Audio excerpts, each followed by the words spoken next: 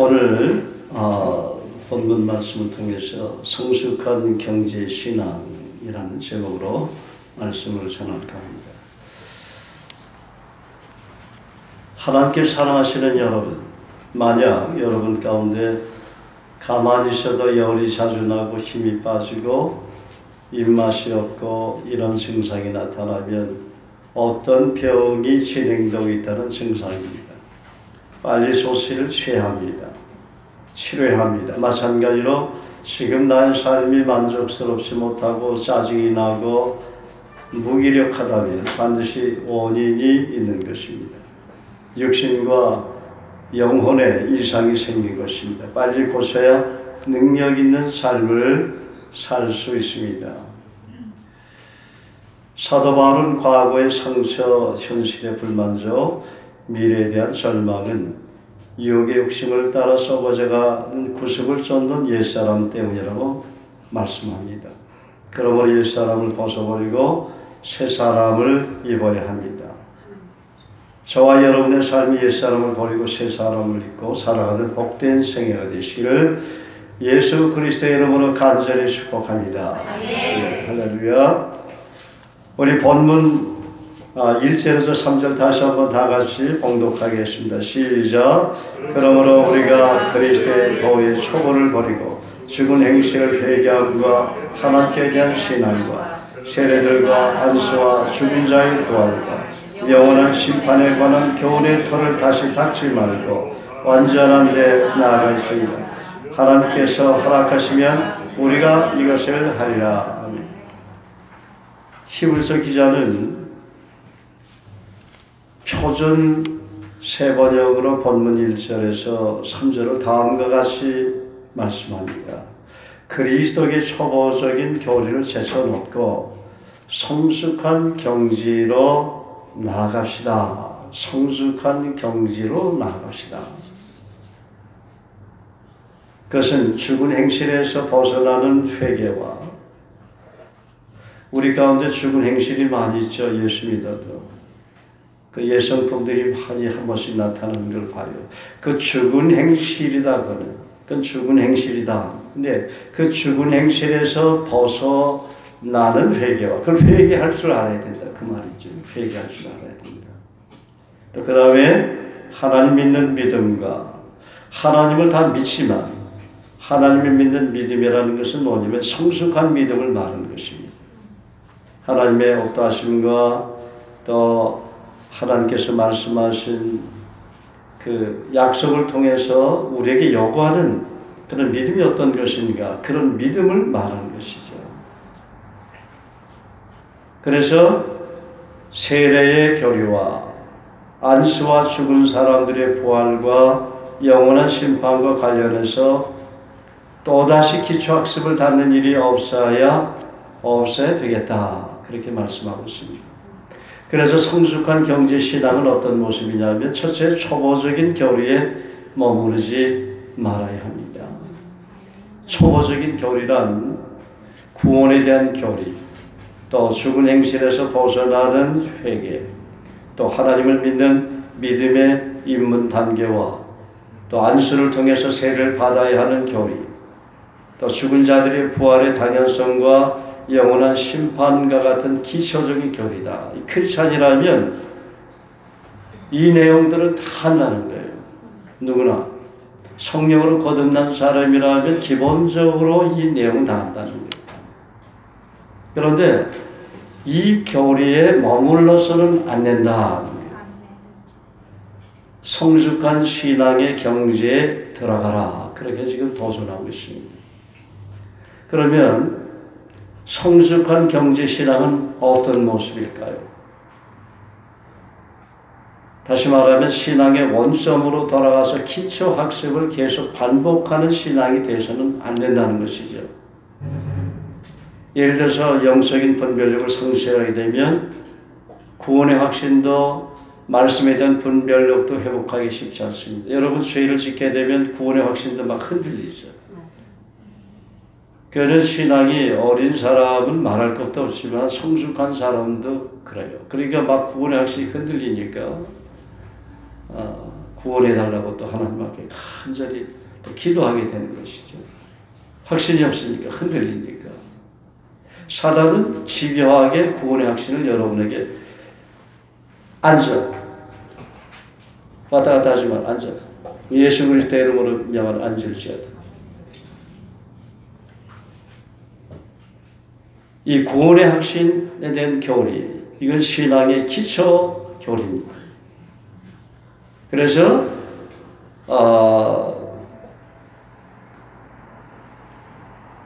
구원의 확신 교리와 말씀에 대한 그 분별력도 회복하기가 쉽지 않다는 거예요.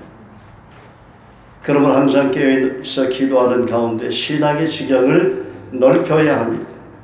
성숙한 경제신앙이란 하나님의 말씀을 더 깊이 묵상하는 가운데 의의 말씀을 경험하며 그의 인격이 온전히 드러나는 신앙이즘을 믿습니다. 우리가 잘 알듯이 끊임없이 그리스도를 바라보고 그분을 닮아가고자 하는 거룩한 열망이 없다면 그리스도의 모습이 그대로 내 삶 속에 나타나기는 어렵다는 것이죠.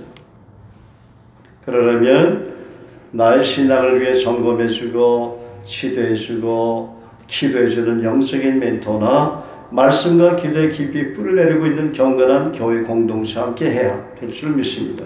그리고 주님을 알아가는 것을 기뻐하는 그리스도인에 대한 약속을 붙잡고 간절히 기도하는 삶이 일상이 돼야 합니다. 또 어떤 열매를 맺고 있는지 열매로 내 삶을 평가해 봐야 합니다. 주님은 열매로 그들을 알지니라고 말씀하셨습니다. 제가 그 주님을 따르면서 주님과 깊이 교제하는 가운데 또 끊임없이 주님과 말씀과 기도로 깊이 뿔을 내리고 몸부림치면서 주님의 뜻을 구하면 항상 내 자신에 대해서 열매로 그들을 알지. 이 말씀이 계속 들려와요. 그러니까 열매가 중요하다는 게 열매. 우리는 내가 신앙생활을 잘하는 것 같지만 끊임없이 주님은 열매를 묻고 있는 거예요. 처음엔 제가 이 말씀을 내가 암송하기 때문에 이 말씀이 들려오는 줄 알았어요. 그런데 주님은 끊임없이 열매 맺어야 된다. 성령의 열매 아름답게 맺어야 된다.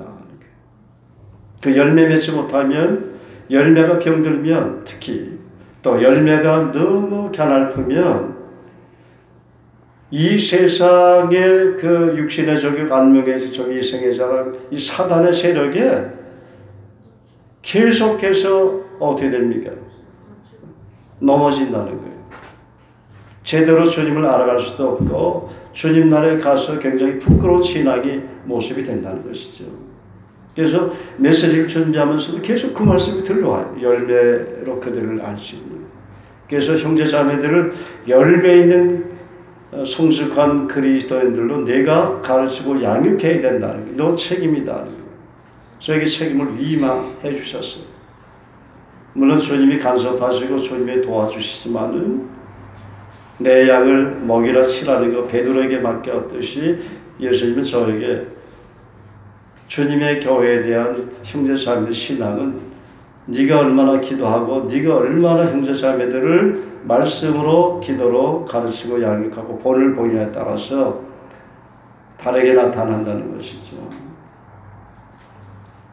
그래서 열매가 참 중요하다는 거예요. 그래서 여러분도 정말 열매로 평가하시길 바랍니다. 그 열매는 자기가 평가하기가 참 쉽지 않아요. 어릴 때는 나보다 영적으로 성장한 그 리더십이나 지도자를 통해서 그 열매를 평가받아야 됩니다.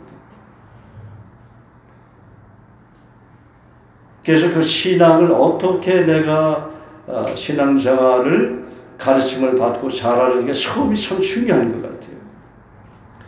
이 신학교에 와보면 신학생들이 전부 뭡니까? 대부분 같은 교단의 그 신학교를 오는 분들이 많이 있지만 뭐 순복음교회 또 뭐 감리교회, 침례교회, 성결교회, 오순절 교단 또 뭐 장로교, 통합, 합동 교단이 굉장히 많죠. 그런 분들이 다 뒤섞여 있어요. 그러면은 자기 주장들이 많아요. 왜냐하면 자기가 어렸을 때부터 신앙생활을 했던 그런, 예를 들어서 어떤 A라는 교단이면 그 교단의 교리가 그냥 몸에 밴 거예요. 그 예배는 이렇게 드려야 합니다. 또 뭐 찬양은 이런 모습으로 해야 합니다. 찬양을 할 때는 앞에 나와서 해야 합니다. 아니면 목사님 뒤에서 찬양하도록 해야 합니다. 뭐 별의별 얘기가 많은 거예요. 또 예배 자리도 이렇게 하는 게 좋다. 막 의견들이 막 엇갈리는 거예요. 그래서 이제 자기가 신앙생활을 전부 뭡니까? 교단들이 다른 곳에서 신앙생활했기 때문에 그게 어려서부터 자기 어떤 잠재의식에 자기도 모르게 새겨진 것이죠. 그래서 늘 우리가 말씀으로 돌아가야 한다고 그러잖아요. 말씀을 통해서, 교리라는 건 말씀을 통해서 만든 거거든요. 말씀을 정말 정확하게 분별해서 교리를 만들어야 하는데 조금씩 다 달라요. 예수님을 부인하진 않아요. 예수님이 우리 인간의 죄를 위해서 십자가에 못 박혀 죽으시고 장사 지난 바 되다 3일 만에 부활하는 거. 뭐 삼일째 하나님 다 믿죠. 삼일째 하나님 안 믿으면 그건 이단이고, 자기가 예수라고 하는 사람은 그건 말할 수 없이 이단이고, 그 다 맞는데 교리가 조금씩 다르니까 그 여기저기 얘기를 하게 되면 헷갈리는 거예요. 그리고 신앙이 어린 사람들이 확신이 없는 교리 가운데 있는 사람은 그쪽은 또 다르는 거예요. 그 교회 안에서도 신학교 안에서도 그런 걸 가지고 자꾸만 논쟁을 하고 어느 것이 옳다 이것이 옳다 그런 얘기들을 많이 하는데, 또 신학교 교수님들도 대부분 그 교단에 있는 교수님이기 때문에 대부분 그 교단에 있는 교수님들이 얘기하는 그 내용으로 일관되게 나가지만 때로는 그렇지 않은 교수님들이 또 온단 말이에요. 그러다 보니까 외국 같은 경우는, 미국에는 정말 그 복음주의적인 그 신학교들이 점점 희색돼 가고 있어요. 성령도 안 계신 가운데 그렇게 교수들이 그렇게 가르치는 예수님의 어떤 우리 죄를 위해서 십자가에 못 박혀 죽고 3일 만에 부활했다는 그 구원관까지도 막 흔들어 놓는 거예요, 학생들한테. 그래서 오히려 미국의 잘못된 그 신학교 가게 되면 신앙이 병들어서, 우리 교회에서 우리가 미국에 간 우리가 형제 하나 있어, 목사가 돼서 지금 미국에서 청빙 받아가지고 목회하는데 처음에 저한테 얘기를 하는데 너무 힘들다는 거예요. 그리스도가 벌써 떠났다는 거죠. 성령의 사역들이 점점 떠나고 있다는 것이죠. 혼란스럽다는 게 혼란스럽다는 게. 그래서 그 열매로 그들을 할지니, 열매로 그들을 할지니, 말씀을 통해서 우리가 열매를 평가해 간다는 것이죠. 열매는 두 종류가 있는데 전도의 열매와 성령의 열매입니다.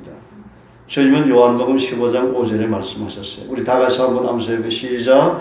나는 포도나무요 너희는 가지니 저가 내 안에 내가 저 안에 있으면 이 사람은 과실을 많이 맺나니 나를 떠나서는 너희가 아무것도 할 수 없다. 열매로 많이 맺는다고 개역개정에 나와 있죠. 예. 어찌됐든 포도나무는 성경 말씀에 견고히 붙어 있으면 그 열매는 진짜다는 거예요. 또 많은 열매를 맺을 수 있다. 그렇다면 나는 어떤 열매를 맺고 있습니까? 열매는 전도의 열매와 성령의 열매로 분류된다고 했습니다.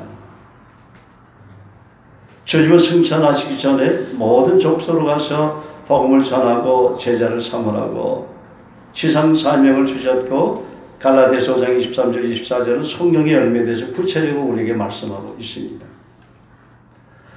우리 한번 옆 사람에게 한번 어떤 열매를 맺고 있는지 한번 살펴보세요. 어떤 열매가 당신에게는 어떤 열매가 있는 것 같습니다. 고백해 보세요. 한번. 제가 생각할 때 제가 집사님을 지금까지 살펴볼 때 이런 열매가 있는 것 같습니다. 그것을 고백할 수 있잖아요. 객관적으로 다른 사람이 먼저 알아요. 당신을 보면 이런 열매가 보이는 것 같습니다. 얘기하는 사람은 관찰하지 않는 사람이에요. 할렐루야, 할렐루야.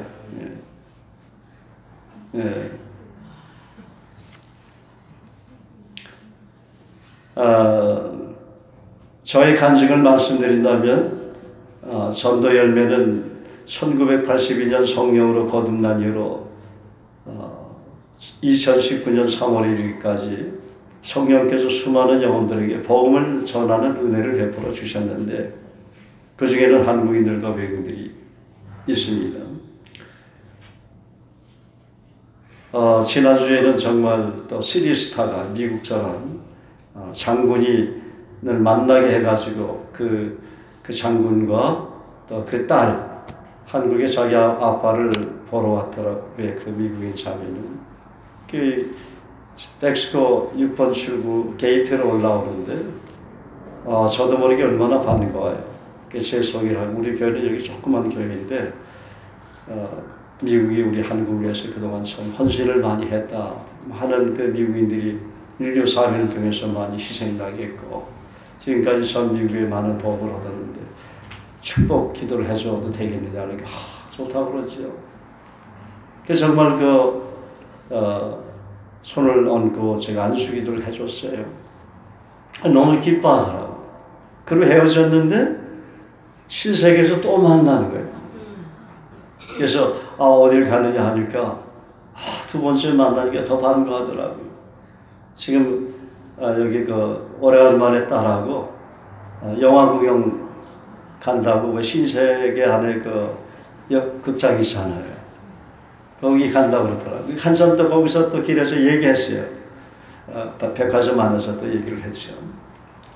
어찌됐든 하나님 은혜로 수많은 영혼들이 그리스도에게 돌아오는 것을 보게 됩니다.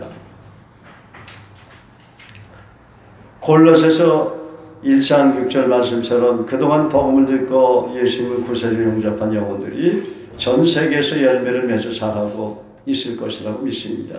그 가운데는 제자로 주님 따르는 형제자매들도 있고 선교사와 목사로 주님 섬기는 지체들도 있습니다.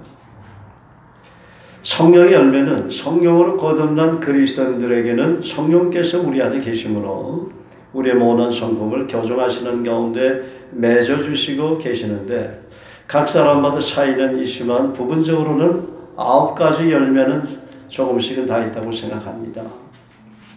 예를 들어서 성령의 기름 부심이 임하시면서 성령 충만하게 할 때 우리가 그리스도의 모습으로 온전히 변화된 것은 아니지만 그 순간에 성령의 은혜가 임하심으로 성령 충만하면 회개도 하게 되고 성령 충만하면 찬양도 하게 되고 기쁨이 넘치잖아요.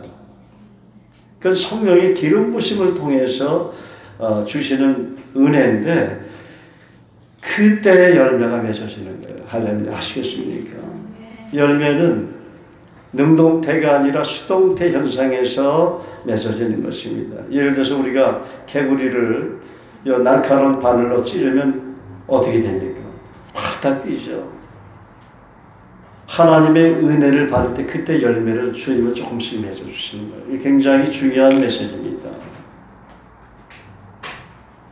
그러니까 열매는 성령의 도우심이 아니면 맺을 수가 없다는 것이죠. 그래서 말씀으로 돌아가야 된다는 거예요. 말씀 붙잡고 기도하고 말씀대로 순종하는 삶을 살아야 성령이 임하시잖아요. 그때 열매를 맺게 되는 거예요. 왜냐하면 예수님도 아들 되신 하나님으로 오셨지만 그분도 어릴 때부터 열매를 맺었다는 거예요. 어린아이에게 어린 아기인 예수에게 그 열매를 그냥 다 줄 수는 없잖아요. 생각해보면 그럼 어릴 때부터 이적과 기사를 행하시고 그 산상수훈의 말씀을 전해야 되잖아. 왜 33살까지 놔두는데. 그 말은 그 열매가 되지 않았기 때문에 하나님도 기다린 거예요.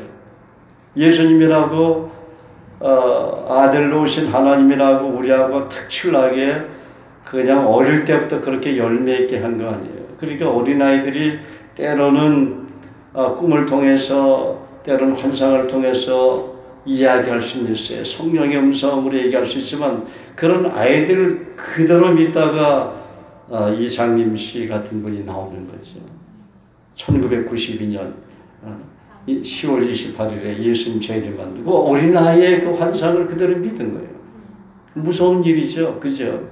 그 어린아이는 어린아이일 뿐이에요. 때로는 어린아이가 성령의 음성으로 말할 수 있지만 늘 그런 건 아니잖아요. 그렇다고 우리가 어린아이의 또 이야기를 무시하지는 않잖아요. 어린아이를 통해서 하나님의 그 역사가 나타나니까. 지난번에 그 미국인 흑인 형제, 한동대학교 형제가 그 제가 간증을 했어요. 그 자기 조카 흑인이에요. 그래서 거기서 월드 비전을 갖고 있다는 거라 세계 비전 얼마나 기뻐. 야, 이제 미국인이 한국에 와서 공부하면서 세계 비전을 가지고 공부하고 있다니까 얼마나 기뻐요. 그래서 이제 제 소개를 하면서 간절히 축복 기도를 해줬는데 그러고 나서 헤어졌는데 그 어린아이가 그때는 가만히 있더만 막 뛰어오는 거야. 그럼 나를 막 끼어앉는 거예요. 그 얘가 떠날 줄 몰라. 얼굴에 볼을 비비고 막 뽀뽀를 하고 막 그래. 그래서 삼촌이 저기서 오라고 막 손짓하니까 가야 되냐. 그래도 안 가요, 아이가. 근데 그 다음날 나는 내 모습에서 예수님 모습이 보였나. 그래 생각하니까 그게 아니고 그 다음날 지난번에 왜 그 인도네시아, 말레이시아 선교를 우리가 갔다 왔잖아요. 거기서 무슬림들 보면서 한참 울고, 근데 그게 막 그 휴증이 계속해서 있는 거예요. 예, 그날 또 복음 전하러 가기 전에 집에서 참 통곡을 했어요. 저도 모르게 성령께서 막 눈물을 주니까 기가 막히잖아. 어떻게 할 수? 하나님. 인도네시아에서 그 시끄럽게 그 사람들이 무슬림들이 기도하는 소리가 시끄럽게 들렸으면 괜찮은데 나한테는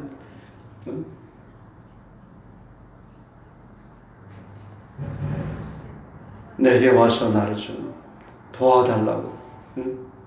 Pastor, please come to me. Tell me, Jesus. 저에게 그 예수님에 관해서 얘기해 달라고. 막 울음 섞인 목소리를 막 들리는데 얼마나 제가 통곡을 했는지 몰라요. 그게 막 그 휴증이 너무 강하다 보니까 한국에 와서 계속 그게 한 번씩 틀리는 것 같아요. 그래서 그날 너무 고통스럽고 괴로워서 하나님 저를 좀 위로해 달라고. 제 마음이 너무 괴롭습니다. 사람이 마음이 상하고 너무 고통스러우면 어떻게 견딜 수가 없어요. 여러분도 그걸 경험하죠. 너무 고통스럽고 괴로우니까 하나님 좀 제발 위로 좀 해달라고. 전 너무 고통스럽습니다. 그 다음날 아침에 그 흑인 어린아이가 예수님의 모습으로 와가지고 나를 하는 거지. 그때 그 깨닫게 해주신 성령께서 그 어린아이가 바로 나니라. 그래서 우리 크리스찬들은요, 하루하루 여러분의 일상적인 삶 속에 가정이나 부모를 통해서 자녀를 통해서도 그리스도가 나타날 수도 있고 직장에서 어떤 분을 통해서 나타날 수도 있고 하다못해 지하철에서 버스에서 여러분 그 노숙자들이 오셔가지고 이렇게 여러분 인상이 좋으니까 여러분한테만 달라고 그러지. 그렇잖아요. 예? 그때 우리는 이렇게 단 얼마라도 지갑에서 내서 해주는데 그런 것도 역시 마찬가지예요. 하나님이 하늘에서 주신 바 되지 않으면 사람이 아무것도 받을 수 없느니라. 그러니까 여러분 남편도 여러분 아내도 자녀도 다 하나님 보내주신 거예요. 원망하지 마세요. 할렐루야.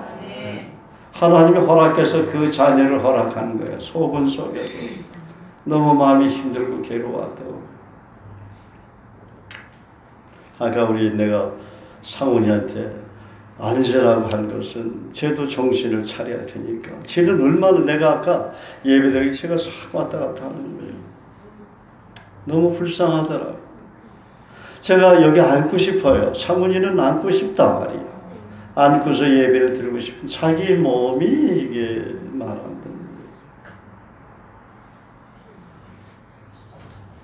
정신적으로 온전해지면 스스로 하겠죠. 몸이 말을 안 하는 거예요. 근데 그걸 그냥 놔둘 수는 없잖아. 말씀으로 지적하고 책망해야 되는 거예요. 담대하게. 그러니까 지금 덜 왔다 갔다 하잖아. 하나님 말씀이 그렇게 권위가 있는 거예요. 위력이 있는 것이죠. 여러분이 아이들을 책망할 때는 참다 못해서 책망, 매를 휘슬을 대는 거 아닙니까? 평소에 뭐 회초리로 훈련시킵니까? 여러분 자녀들 그렇지 않잖아요. 네? 그렇지 않다는 것이죠.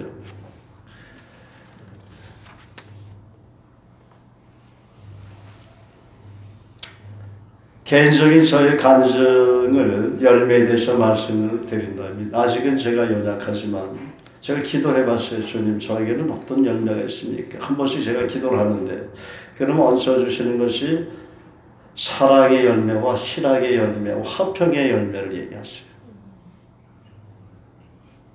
희락은 기쁨의 열매죠. 제가 늘 웃잖아요. 복음 전할 때마다 웃고 웃으면 눈이 안 보인대. 외국인들은. 근데 필리핀 형제 자매들은요.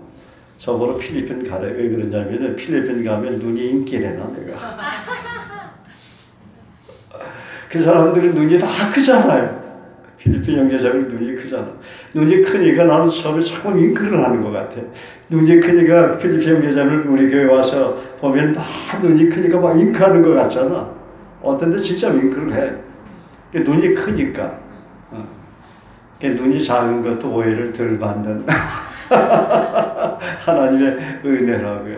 근데 한국 사람들을 좋아하는 까닭은 눈이 작기 때문에 좋아한다고 그러더라고요. 필리핀 가면 여러분 인기입니다.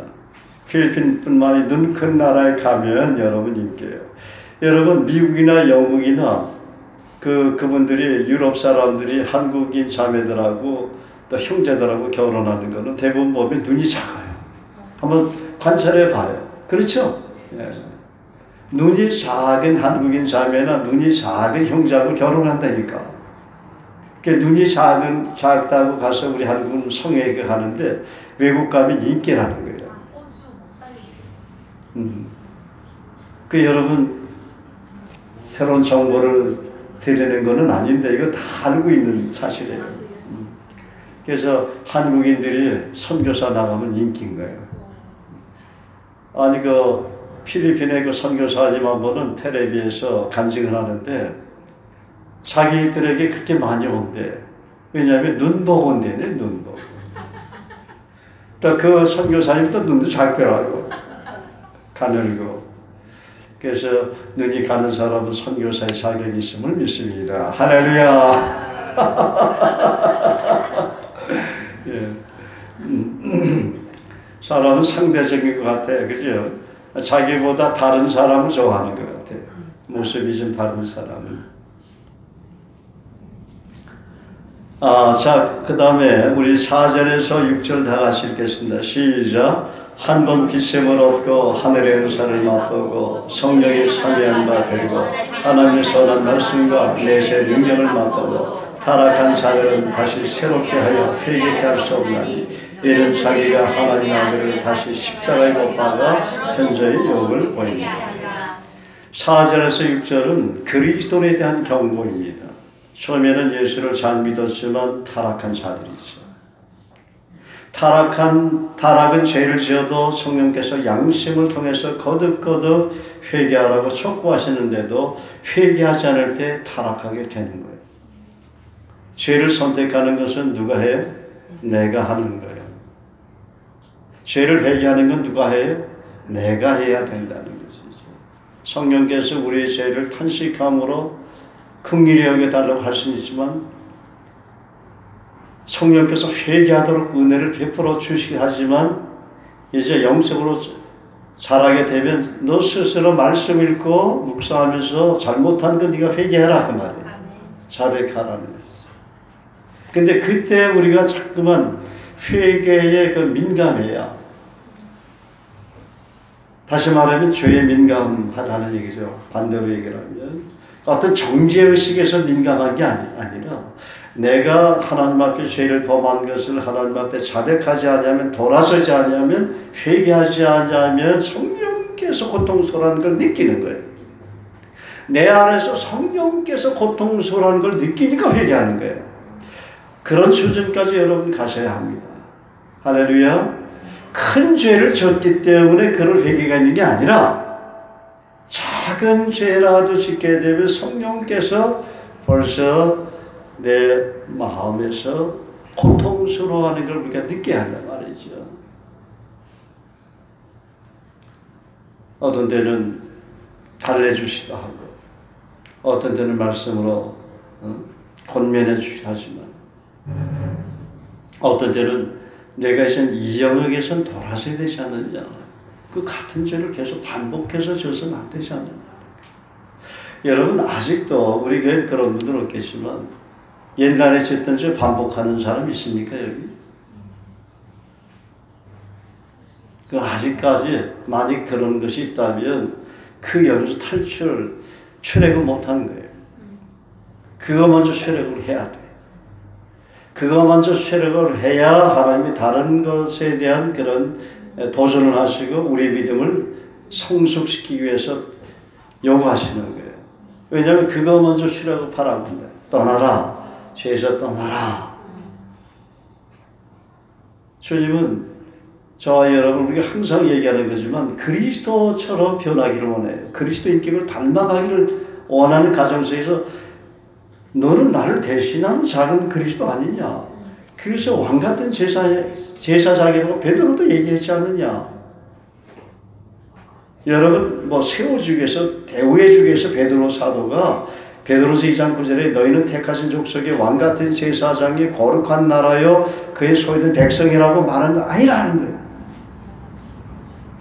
성령께서 베드로 사도에게 주님이 나같이 그냥 다혈질인 성격인 나도 주님처럼 변화되기 원하는구나. 그 사도 베드로는 뼈저리가 깨달은 것이죠.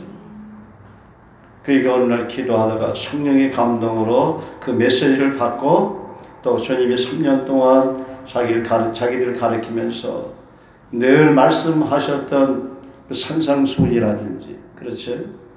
그 사복음서에 나타나는 그런 메시지를 보면은 뭐냐면, 여러분 주님이 얼마나 정말 경상도 말로 시급한 얘기 하셨어요. 옳은 놈이 범죄하면 빼버리라 그랬죠.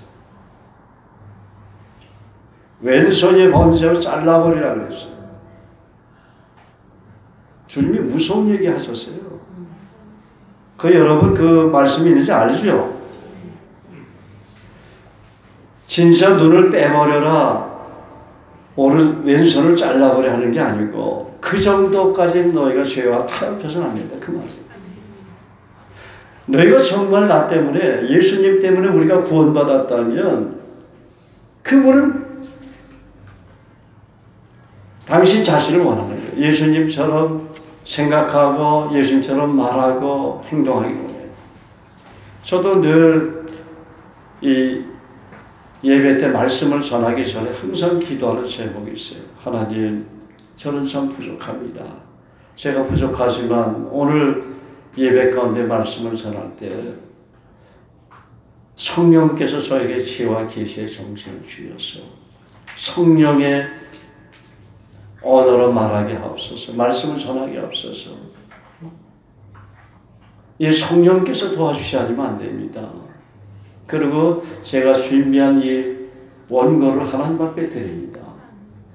이 원고가 저나 우리 형제자를 변화시키는 건 아니기 때문에 성령이 도와주셔야, 성령이 기름 부으셔야 합니다. 저는 감춰주시고 오늘 성령께서 말씀해 주시옵소서, 도와달라고. 그러면 그렇지 않으면 예배가 어떻게 되겠어요? 예배를 드리는 것 같지만 우리 각자에게 깨달음이 없는 거예요. 새로운 변화가 우리 마음에 없는 거죠. 새로운 변화가 없는 예배는 드릴 필요가 없는 거예요. 무슨 그거 뭐 율법적인 예배죠. 우리가 예배 한 시간을 드려도 정말 정성을 다해서 드리는 거는 예배를 통해서 우리가 변화되고 예배를 통해서 하나님 음성을 듣기 때문에 그래요. 예배를 통해서 하나님 축복하는 거예요. 우리의 삶이 거룩한 제사 예배를 드리는 예배제 삶이 되라고 말씀하시는 것은 예배가 그만큼 소중하다는 것이죠. 근데 예배를 통해서 말씀을 전하는 한 목사가 정말 성령을 간절히 의뢰하지 않고 전한다. 이건 내가 미친놈인 거예요. 교만해도 보통 교만한 놈이 아니라는 거예요. 믿습니까?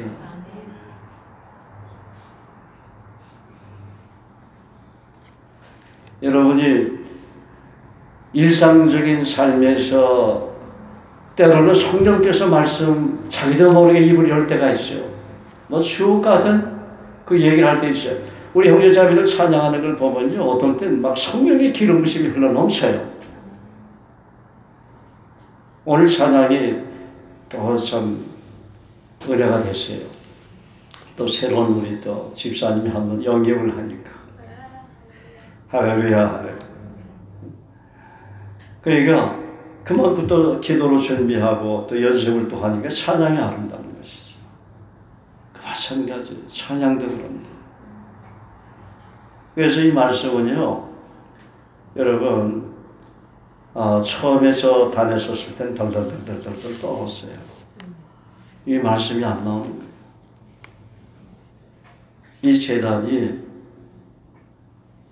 누구나 와서 전하는 제단이 아니에요. 준비해야 돼요. 기도로 준비해야 되고 깊이 말씀을 묵상하면서 그 다음에 다 준비해도 간절히 하는 의뢰, 도우심을 요청해야 돼요. 아니 생각해 보세요. 지금 우리 예배는 여기 주님이 다 계세요. 성부, 성자, 성령님. 수많은 천군 전사도 여기 가득해요. 우리가 하나님 은혜의 보좌 앞에서 이미 예수님이 십자가에 못 박혀 죽으셨을 때 성막이 찢어졌잖아. 휘장이 찢어졌잖아. 그래서 하나님과 직접 우리가 교통하는데 여기는 성부, 성자, 성령 하나님 앞에서 예배드리는 거예요. 수많은 천군 천사들 또 이미 뭐 주님 나라에 가신 분들도 계시는지 안 계신지는 모르겠어요. 그러나 예수님이 재림하시고 나서 우리가 휴거될 때, 그죠? 그때가 아직 아닙니까? 하지만 그러나 분명히 성삼일체 하나님과 수많은 천군 천사들 앞에서 우리가 예배를 드립니다. 또 영적인 그런 시야로 보면 이미 앞서간 성도들이 많이 있겠죠. 또 주님의 시간은 직선이 아니고 시공을 초월하는 분이니까 얼마든지 그분들 앞에서 우리가 또 예배를 드릴 수 있다고 믿습니다. 그러면 주님은 주님의 신경을 곤두세우는 건 뭘까요? 제 입술을 통해서 주님의 직접 말씀 대언하기 원하십니다. 그런데 한 목사가 준비 안 하면 말씀 준비 안 하고 기도로 준비하지 않으면 예배가 제대로 되겠느냐 그 말이에요. 그래서 여러분 예배를 통해서 병드는 크리스찬들이 많아요. 예배를 통해서 시험 들고 병 들어가지고 교회가 나눠지고 찢어지고 우리는 뭐 믿음이 연약해서 교회 안에서 분쟁이 일어나고 하지만 예배가 은혜가 없기 때문에 그런 것이죠. 예배 역사가 없기 때문에 그런 거예요. 그래서 전하는 물론 교만한 성도들이 그 가운데 있기는 있어요. 그렇지만은 제가 아까 우리 사모님가 왔다 갔다 하는 걸 보면서 하나님 앞에 또 계속 회개하는 거예요. 하나님, 제가 부족하기 때문에 제가 왔다 갔다 하네요. 제가 좀 능력이 있으면 왔다 갔다 하지 않아도 다 묶어놓을 수 있을 텐데 아직까지 제가 참 부족합니다. 그렇게 회개를 하게 된다 그 말이지. 우리 예배는 저는요 물론 뭐 아이들 여기다 데려놓으면 왔다 갔다 하고 그럴 수도 있지만 그러나 성령이 역사하면요 아이들도 조용해요. 성령의 역사하면 상원이 교회도 경청한다고요. 오늘 예배를 위해서 경청해. 말씀을 경청하지 않으면 큰일 나거든요. 큰일 난다는 건 성령이 막 다스리니까. 하나님이 다스리니까 주목할 수밖에 없는 거예요. 그리고 상원이나 교회는 미선이는 치료가 되는 것이죠. 치료가 되는 거예요. 미선 자매도 그 동생이 얘기하는데 많이 좋아졌다고 그러더라고. 우리 교회 와서 많이 좋아졌다고. 얼마나 그 소리를 들으니 얼마나 좋아요. 미선 자매가 얼굴이 점점 예뻐져가. 할렐루야. 우리 미선 자매 축복합시다. 미선 자매는 점점 미인이 돼갑니다. 할렐루야. 우리 교회나 사모님도 점점 좋아진 것만은 사실이다. 그죠? 지난주 그 금요일 날은 우리 교회가 성경을 처음 큰 소리로 읽었어. 여러분 못 들었죠? 그거 들어야 되는데. 우리 사모님과 성경을 큰 소리로 읽어서 얼마나 마음이 우리가 다 기뻤는지 몰라요. 내가 처음 들었다니까 그렇게 큰 소리로 읽은 거. 근데 저한테 또 물까지 떠다 주더라고. 물 한 잔 안 떠오더라고요. 물 떠오는 당번이 없어서 그런가. 근데 하나님이 예비하신 거예요. 사모님 보러 물 떠오라. 우리 민주자매가 목사님 물 한 잔 갖다 드리세요. 일부러 지혜롭게 또 시키는 거야. 사모님 형제한테. 또 자기가 돕고 있으니까 사모님 형제 또 민주자매 말이야 순종하더라고. 그러고서 거기다가 해모임을 탔잖아요. 해모임 먹으면 좀 몸이 좋아지잖아. 우리가 먹어보지만 그 해모임을 2개를 타가지고 너무 찬물이 타니까 너무 차가운 거야.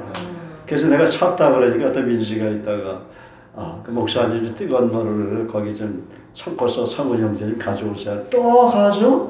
뜨거운 물을 벌써 우리 사모니가 나한테 가져오더라. 우리 사모니 위해서 박수 하면서 할렐루야. 앞으로 물도 좀 떠다주고 해모임도 타서 주세요. 할렐루야. 고개를 끄덕끄덕 하네. 그래서 교육이 필요해요. 하나 둘씩. 그러니까 여러분 우리 형제 자매들을 사랑으로 얘기하면 책망도 받게 돼 있어요. 근데 사랑이 없는 책망은 쓸모없는 생깁니다. 근데 교만한 사람은 어떻게 될까요? 할 수 없어요, 그거는요. 네. 근데 정말 사랑하는 정말 교만한 사람도 돌아서게 돼 있습니다. 그래서 우리가 사랑이 부족하기 때문에 그래요. 한 목사가 사랑이 아직 부족하기 때문에 그런 것이죠.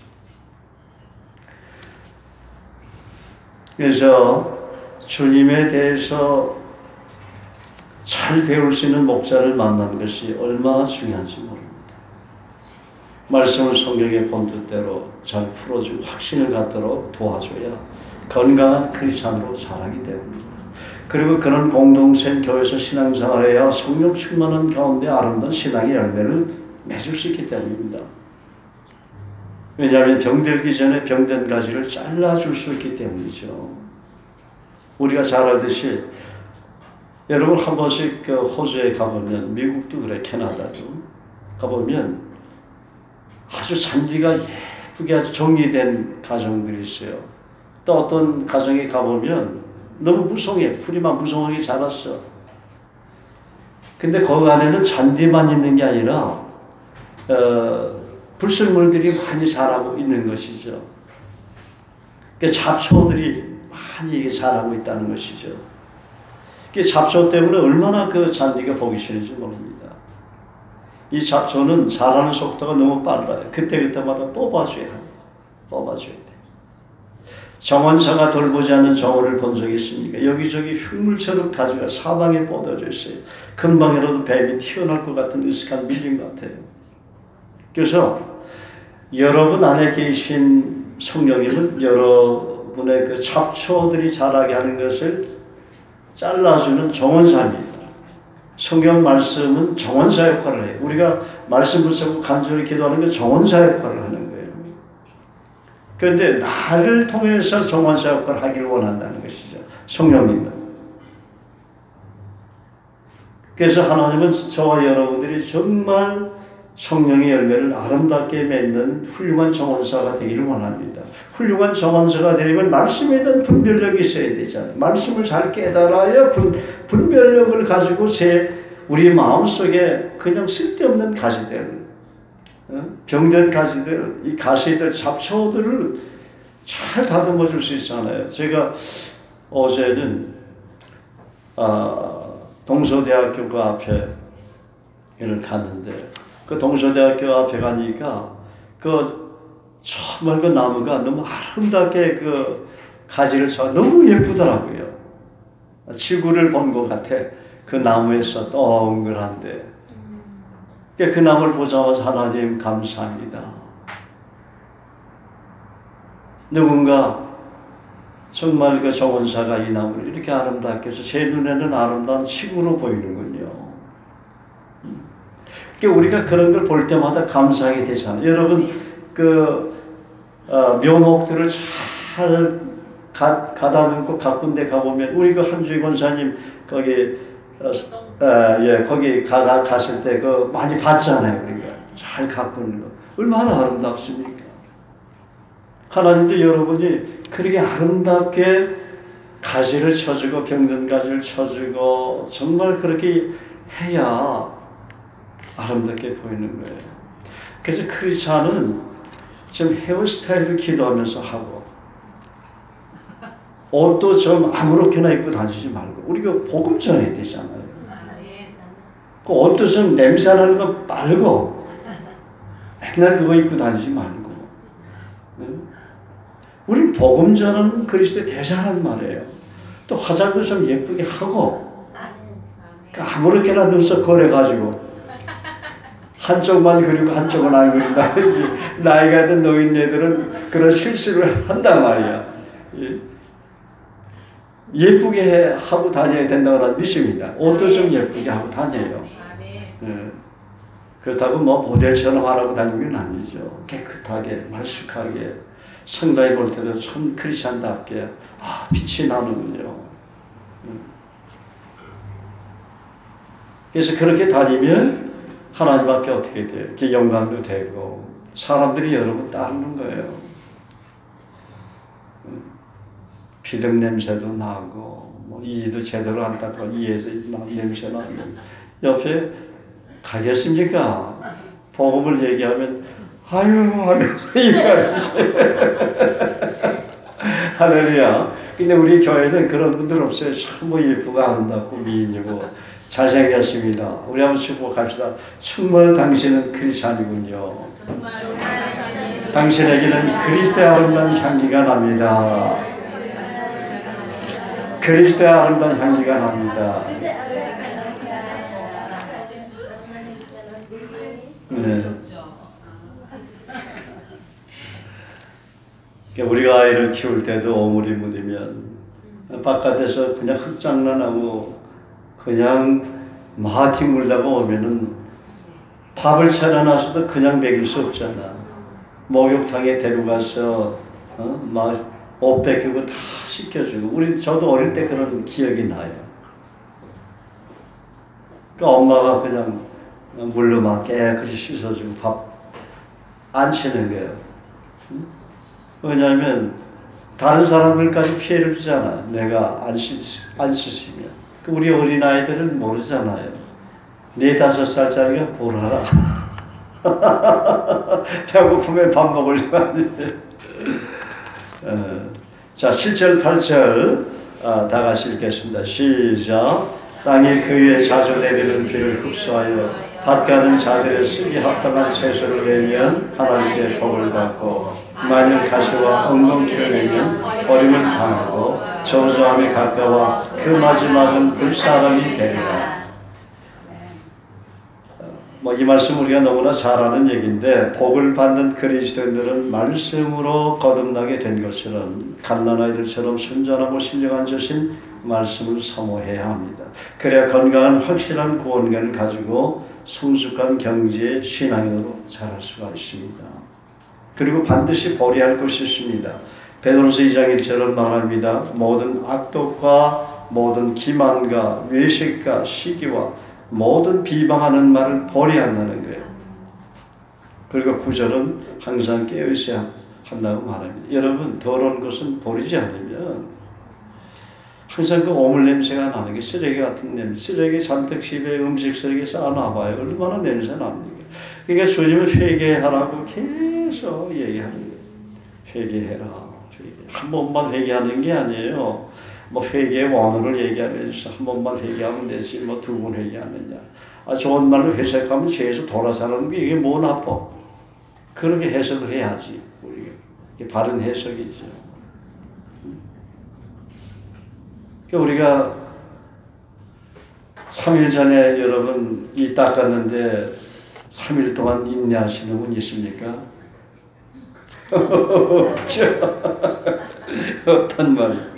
자, 9절 다 같이 읽겠습니다. 시작. 사랑하는 자들아, 우리가 이같이 말하니 너에게는 이보다 나은 것과 구원에 가까운 것을 확신하노라. 참 이 시간이 빠르다는 것을 말씀하시죠. 과거가 빠르게 지나간 것처럼 앞으로의 시간도 빠르게 지나간다고 고백을 하게 된다는 것이죠. 성경은 내일 일을 자랑하지 말라. 하루 동안에 무슨 일이 일어나는 줄 내가 알지 못하니라 그랬어요. 그러면서 주님은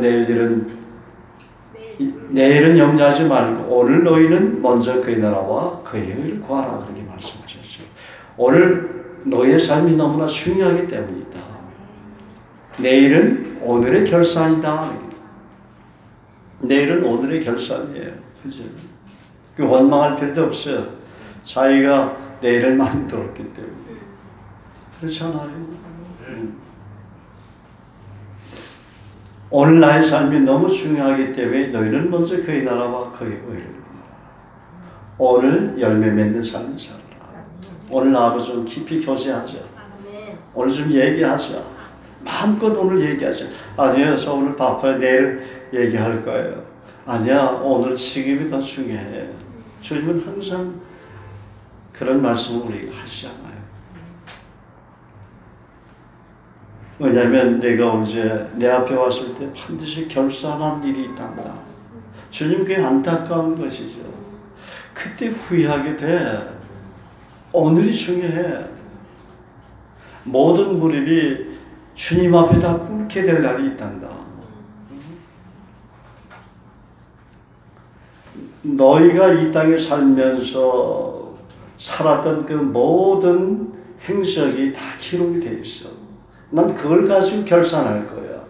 분명하게 마치 사도 바울도 그 얘기를 했잖아요.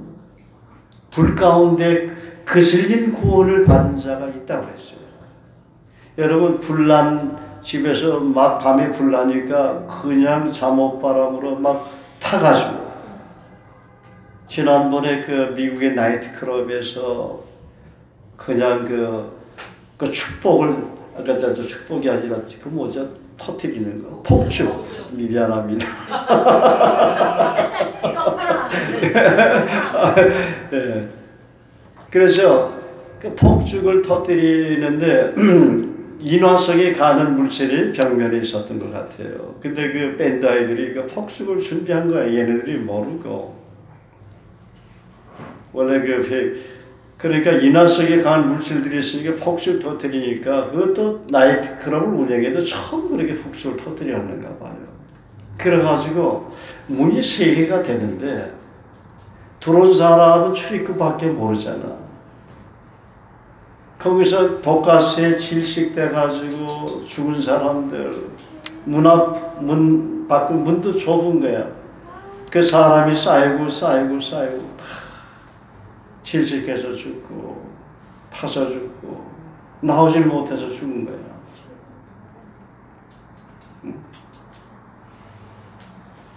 얼마나 불쌍해요. 불쌍해. 그 젊은이들이 대부분 젊은이들인데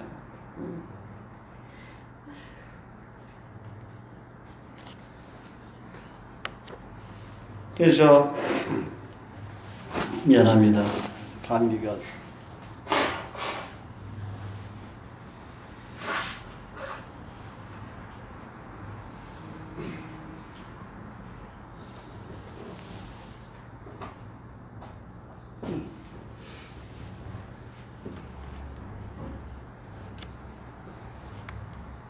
그래서 우리가 깨어있어 항상 기도하며 준비하고 있어야 할까. 10절 다 같이 읽겠습니다. 시작. 하나님이 부르시하면서 너희 행위와 그의 이름을 위하여 나타난 사랑으로 이미 성도의 섬긴 것과 이제도 섬긴 것을 잊어버리지 않습니다. 주님은 나의 행위를 아신다는 것이죠. 늘 내 안에 초소를 삼고 나와 동행하셨기 때문입니다. 감사한 것은 주님 앞에 부끄러운 죄를 많이 지었음에도 불구하고 언제나 우리를 떠나지 않고 계시는 우리 안에 계시는 성령 하나님의 은혜가 정말 너무나 감사하기만 해요. 그리고 때로는 깨닫게 해주시고 책망해 주시고 바른 길로 가도록 인도해 주신 그 주님이 감사하기만 합니다. 주님은 여러분을 도우는 헬퍼예요. 도우시는 분이라서 주님은 공급자입니다. 공급자. 여러분의 모든 필요를 공급해 주십니다. 주님은 앞서 준비하시는 여호와 이레, 그분이 여러분 안에 있어요. 주님은 여러분의 병을 고쳐주시는 분이에요. 그분이 안에 계세요.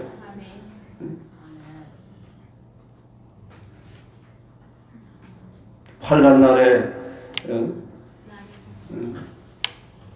내게 부르짖으면 내가 너를 영원롭게 하리라. 주님은 여러분의 기도를, 여러분의 한숨을 들으시는 분이에요. 너희가 구하기만 하면 받게 된다고 그랬어요. 우리가 한 번씩 큐티 때 우리 한 번 형제자매들이 나누잖아요. 권사님, 집사님, 제가 그 구하기만 하면 되는데 권사님 제가 구하지 않아서 받지 못하고 있어요. 목사님 제가 구하지 않아서 기도하면 응답되는 걸 아는데도 이게 잘 안 구해진다는 거예요. 여러분 지난 한 주 동안 어떻게 기도의 삶을 사셨습니까? 기도만 하면 되는데 기도가 체질화가 안 되니까 아무리 안에서 도와주시려고 해도 우리에게 자유의지가 있잖아요. 쉬지 말고 기도하라고 했잖아. 쉬지 말고 기도하는 건 내가 해야 할 파트예요. 그 주님이 하실 수 없어요. 주야로 말씀 묵상하면 복되고 형통한 삶을 산다고 그랬잖아. 주님의 말씀을 주야로 묵상하도록 우리를 도와주려고 그래. 성경만 열으면 돼. 피면 되는데. 집에서도 성경을 여기저기 펴놓고 덮어놓고 있지 말고 펴놓고 있으라고 그러잖아. 주방에 가도 성경, 안방에 가도 성경, 탁자 위에도 성경, 화장실에 가도 성경, 여기저기 성경은 한 10권 정도 이렇게 해놓아요. 그러면 그 보면서 성경을 보면요, 성령이 역사하기 시작해요. 벌써. 그런 믿음만 가지면 성경을 보면 하나님 말씀이 살았고 운동력이잖아요. 하나님 말씀이 영이거든요. 내 말은 영이요 생명이라 그러기 때문에 성경을 딱 보면 성령께서 조명을 해주실 밖에 없어요. 우리 눈을 밝혀줘요. 귀도 열어주시고 벌써 그 말씀이 확 들어오도록 해줘요. 늘 보던 말씀도 성경을 집에 펴놓고 여기저기 펴놓고 있으면 저는요 우리 방에 들어오면은 여기저기 말씀이 많이 붙어 있어요. 하나님이 내게 성령의 음성을 들려 자꾸 기록해가지고 해놨어요. 지저분하긴 해. 그런데 정리는 안 된 것 같은데 너무 좋은 거예요. 그렇다가 뭐 집안을 뭐 이렇게 그런 건 깨끗해요. 제 방은 항상 제 아내가 이렇게 정리를 해줄 깨끗한데, 근데 뭐냐면 그 말씀과 하나님과의 그 추억 있잖아. 그거를 정성껏 A4 용지에 작성해서 딱 붙여놓으면 주님도 기뻐하는 거예요. 제가 한 번은 제 침대에다가 거기 보면은 끝까지 사랑하라, 죽게 하듯 하라. 그 다음에 하나님 기도문이 있어요. 사람의 마음을 감동시켜도 그 사람이 저를 잊지 못하는데 날마다 하나님을 감동시키고 하나님 얼마나 기뻐하시겠습니까? 근데 그 내용을 보긴 봤지만은 늘 보지만은 감동이 돼서 내가 기억을 했는데 주님은 그 글을 보고도 감동한다고 그러시더라고요. 너는 내가 은혜 받았을 때 저 글을 써서 내 침대의 그 벽에다가 붙였지만 나는 그 글을 볼 때마다 내 마음이 얼마나 기쁜지 모른다는 거예요. 등받이가 되라. 어떻게 형제 자매들이 저 계곡에서 흐르는 저 맑은 물처럼 저런 삶을 살 수 있겠습니까? 그러니까 잠이 들었는데 성령의 음성이 들어오는 거예요. 등받이가 되라. 내가 먼저 기도의 등받이가 되라. 말씀을 실천하는 등받이가 되라. 섬김의 등받이가 되라. 격려의 등받이가 되라. 섬김의 등받이가 되라. 내가 발닦기가 되지 않으면 형제자매들은 변화지 되지 않는다. 신발 터러기가 내가 되어야 된다는 거예요. 내 몸을 밟고 지나가는 그 등받이. 너를 거쳐서 내가 그런 본을 보이지 아니하면, 그런 삶을 안 살면, 내가 나와 정말 친밀한 교제 속에서 있어야 성령의 기름 부심이 너를 통해서 이렇게 흘러나오는데, 그런 삶을 못 살면 본도 안 되지만 끝까지 사는 것도 불가능하고, 죽게 하듯 하는 것도 불가능하게 되고, 등받이 되는 것도 불가능하다. 그래서 또 잠이 들었어요. 그러니까 맑은 이 옹달샘 같은 그 맑은 물이죠. 그런 게 딱 환상이 보이는 거예요. 그런데 거기에 막 고기들이 몰려오는 거예요. 맑은 물에 고기들이 막 뛰고 춤추고 좋아요. 그러면서 꿈에 비몽사몽을 깨끗한 물이 되라. 등받이가 되라. 깨끗한 물이다. 그런지 하나님과의 그 주님이 저에게 들려주시던 추억을 저는 그렇게 써놓거든요. 그러면 한 번씩 제가 또 잊어버리잖아. 저도 인간이니까. 그거 보면 다시 기억하는 거예요. 아, 또 이렇게 살아야지. 또 결심하게 되고. 하나님과의 그 추억을 많이 여러분 만들어 놓으시기를 바랍니다. 써놓으세요. 하나님께서 여러분에게 베푸신 그 은혜들을 감사했던 것을 방에다 여기저기 이렇게 붙여놓으세요. 그럼 주님이 그 글을 보고도 너무너무 기뻐해요. 그럼 여러분 가정에 들어가면, 방에 들어가면 벌써 성령의 기름 부심이 많이 돼 있어요. 그 글을 보고 여러분이 정성껏 글을 써서 A4 용지에다 딱 붙여놓고 뭐 카드까지 올려서 딱 붙여놓아 봐요. 주님 앞에 여러분 그 친구의 생일이나 부모님이나 여러분 사랑하는 사람의 생일이나 좋은 날에 카드를 써주는 것도 좋은데, 그것도 아름다운 일이지만 주님께 제발 편지를 쓰세요. 우리 한번 옆 사람 뒷사람 보고 주님께 아름다운 편지를 쓰시기를 바랍니다. 주님께 편지를 쓰시기 바랍니다. 너희는 그리스도의 편지라고 했잖아요. 너희는 그리스도 향기여, 너희는 그리스도의 편지라.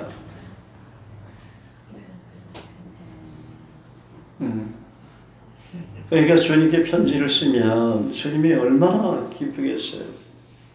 믿음을 가지고 쓰세요. 주님께 일기를 좀 쓰는 것도 좋죠. 주님께 하루하루, 주님 제가 오늘 이렇게 살았습니다. 오늘 이러이러한 일을 참 마음이 힘들고 어려웠는데 이러이러한 일이 너무나 감사했습니다. 또 이런 말씀을 통해서 저를 깨닫게 해주셔서 너무 감사합니다. 그렇게 일기를 쓰면, 글을 쓰면 주님이 얼마나 참 기뻐하겠어요. 우리가 주님을 사랑하는 것을 맹목적으로 막연히 사랑한다 하지 마세요. 그 작은 그 하나하나가 우리 사랑의 표현입니다. 우리가 수시로 기도하는 것은 사랑의 표현이에요. 우리가 얻기 위해서 기도도 하지만 사랑의 표현이에요. 여러분은 뭐 좋은 일만 있으니까 힘들고 어려운 일 있죠. 저 오늘 힘들어요. 너무 마음이 슬퍼야 고통스럽습니다. 하나님, 제가 어떻게 할지 모르겠어요. 어떻게 해요? 좀 가르쳐 주세요. 이게 물론 이게 하루 이틀 만에 되는 건 아니죠. 계속 날마다 순간마다 정말 날마다 순간마다 그렇게 하나님 앞에 말씀 읽고 묵상하면서 기도하지 않으면 그건 인격화가 되기 어렵죠.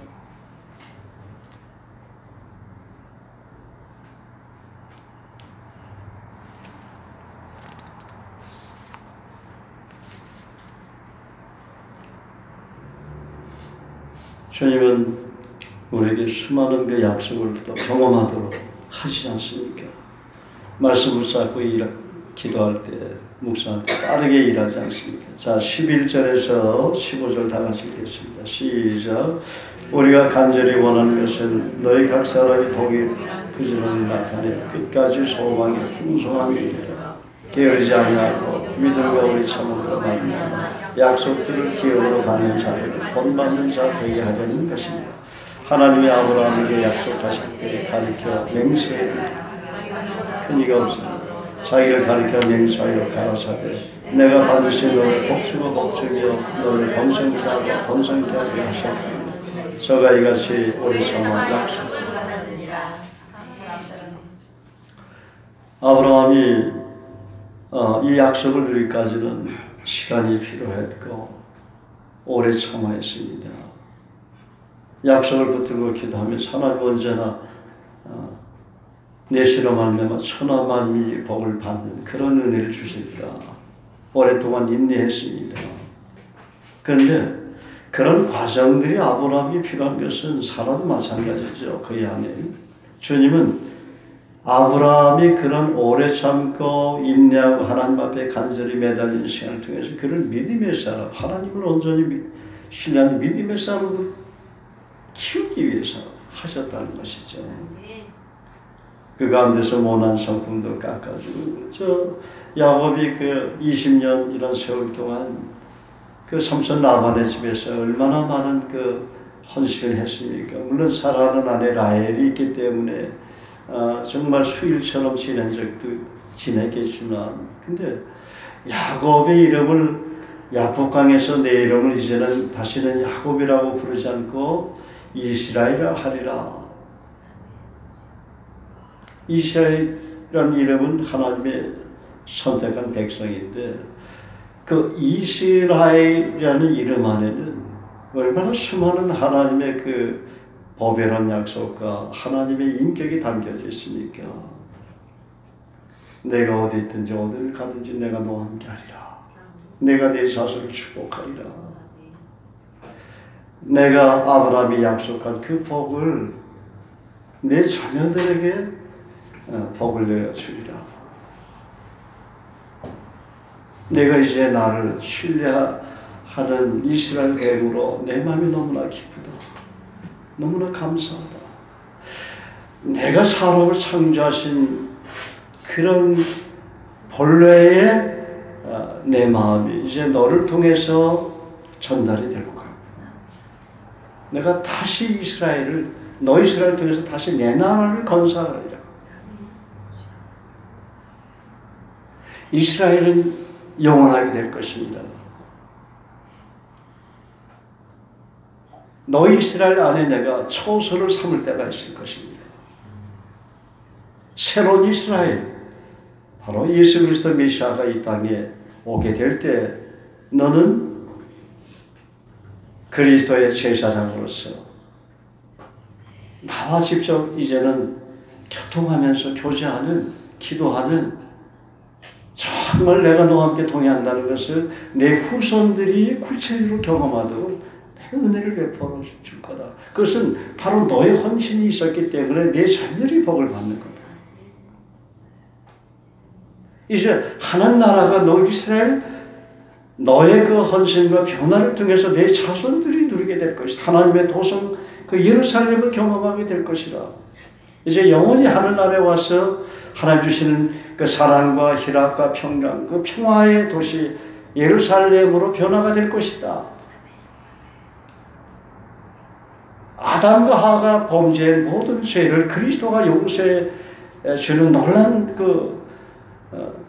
그리스도 예수 안에 새로운 피조물이 되는 때가 오게 될 것이다. 그래서 저와 여러분이 이스라엘이에요. 이스라엘. 우리가 성지는 예수님이 태어난 것, 사신 것, 십자가를 진 것을 성지라고 그래요. 또 사도 바울이 4차 전도 여행했던 소아시아 지역 로마까지 성지라고 얘기를 합니다. 근데 그 성지를 성령의 오심으로 우리에게 옮겨주셨어요. 우리 안이 성지라는 말이에요. 성령 하나님 계신 곳이 성지지. 나는 너의 성지가 정말 내가 생각하는 그 예루살렘 도성과 같이 되기를 원한다. 지금 현실의 이스라엘이 아니고 그 예루살렘이 아니고 하나님 나라 안에 있는 예루살렘. 이제 나는 너를 최고로 대우해 주기를 원한다. 그분이 직접 목숨을 버려서 저와 여러분 영혼을 사서 우리 안에 초소를 삼았어요. 그 묵상만 해보세요. 우리는 보통 복을 받은 사람들이 아닙니다.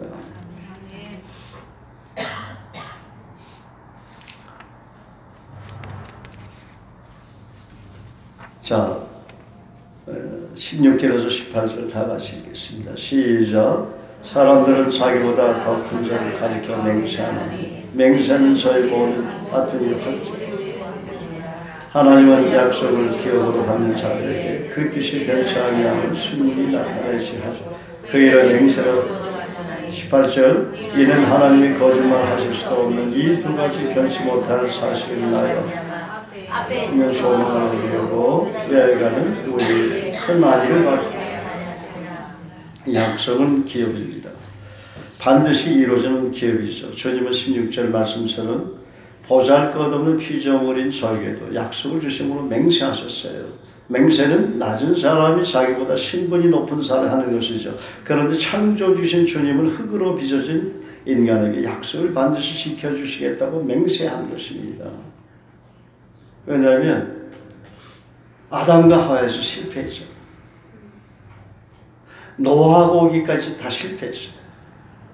그렇죠? 또 노아서부터 아브라함 오기까지 다 실패하셨어요. 그래서 이제는 아브라함을 통해서 너는 본토 아비와 친척집을 떠나 내가 내게 지시할 땅으로 가라. 내가 너로 큰 민족을 이루고 내게 복을 주어 내 이름을 상대케 하니 너는 복의 근원이 되지라. 아브라함을 통해 새로운 약속을 주시는 거예요. 그 약속이 그리스도가 오심으로써 완전한 맹세로 이루어져요. 이미 구약에 맹세하셨어요. 맹세로 보증하겠다. 하나님 약속은 맹세인 거예요. 근데 우리가 보통 맹세라고 생각하면 낮은 사람이 큰 사람에게 자기보다 지위가 높은 사람이 하는 게 맹세인데 창조주가 우리에게 찾아와서 여러분에게 찾아와서 내가 이 말씀으로 맹세하겠다. 그렇게 할 수가 있습니까? 여러분 깊이 한번 묵상해 보세요. 굉장한 거 아니에요? 그리고 여러분을 제사장으로 삼아주셔서 제사장. 그 제사장은 변하지 않는 제사장, 영원한 제사장이에요. 예수님 왕 같은 대제사장이지만 그리고 그 약속을 여러분을 통해서 실현시켜 주시고 있는 거예요.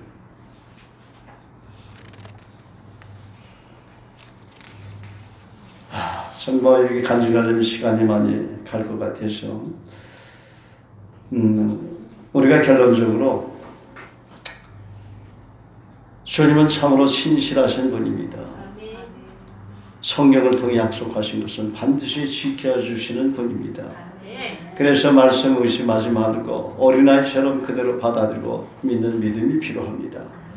그리고 아직까지 생애 약속이 없다면 그런 보배로운 약속을 찾지 못했다면 기도하면서 약속 주시도록 반드시 기도하시기 바랍니다.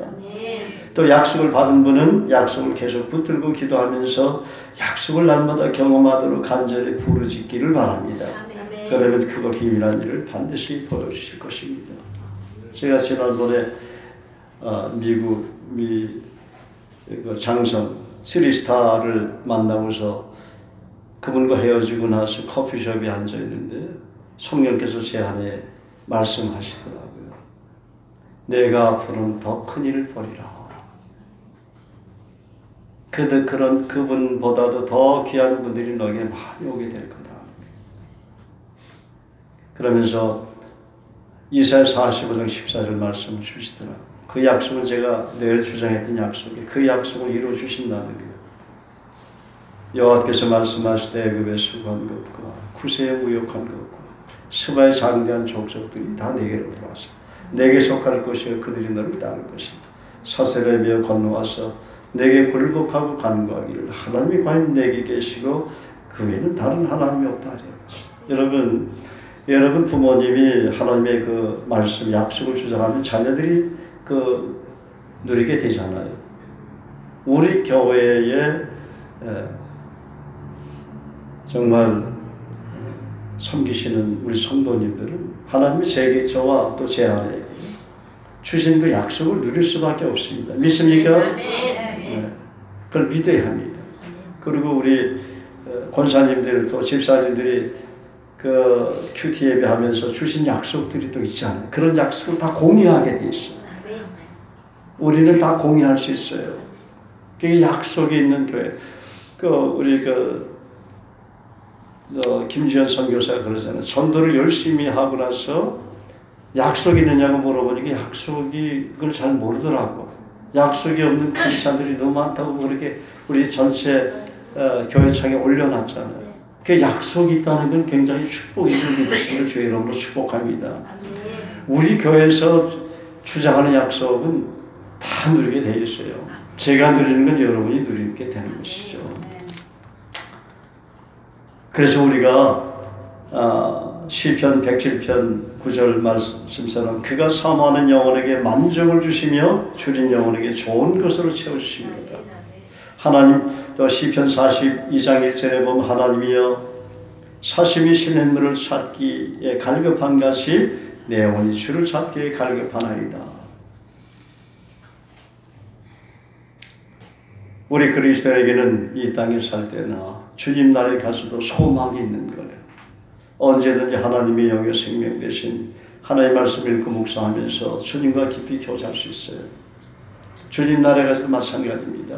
주님과의 교제는 여기서 이 땅에서만 끝나고 천국 가면 날랄랄라 하고 날라다닐 거야. 난 구경하러 다닐 거 아니에요. 주님 나라에 가서도 하나님 나라에 가서도 우리 하나님과 교제합니다. 또 주님에 대해서 새로운 거 배우게 돼 있어요. 그 영혼까지 배우게 돼 있어요. 믿습니까? 확실하게 믿어야 돼요. 그래서 사도 바울이 그렇게 그리스도를 알고 닮아가려고 헌신한 거예요. 이 땅에서 제대로 예수님 모르고 가면은 알아서 하세요. 그 사도 바울이 이미 예언한 거예요. 그래서 정말 늘 이 땅에 살 때 하나님이 우리에게 생명을 이 땅에서 살도록 하실 때까지 포기하지 말고 주님과 생명 있는 교제와 예배에 더욱더 헌신하기를 주의 이름으로 축복합니다. 또 주님은 또한 우리를 위해서 지금도 하나님 보좌 우편에서 기도하고 계시고 주님 나라에서 영원히 살아갈 초소를 준비하시기 위해서 멜기세덱의 반차를 쫓은 영원한 대제사장이 되어 우리를 위해 먼저 들어가셨어요. 우리 모두는 주님 나라에서 주님이 준비해 두신 아름다운 초소에서 주님과 교제하면서 말씀을 듣고 또 새로운 걸 깨달으면서 주님께서 준비해 두신 만찬을 즐기며 찬양과 예배도 드리고 신령한 은혜 가운데 영원히 살아가게 될 줄로 믿습니다. 그날이 이제 멀지 않았습니다. 그 기쁘고 거룩한 날을 위해서 우리는 영혼들을 위해서 끝까지 사랑하며 기도해주며 우리에게 맡겨주신 사명에 죽게 하듯 충성을 다해야 할 것입니다. 우리 다 같이 19절과 20절을 큰 소리로 봉독함으로 말씀을 마치겠습니다. 시작. 우리가 이 소망이 있는 것은 영혼이 닭 같아서 튼튼하고 견고하여 휘장 안에 들어가나니 그리로 앞서가신 예수께서 멜기세덱의 반차를 쫓아 영원히 대제사장이 되어 우리 교회에 들어가셨습니다. 아멘. 할렐루야.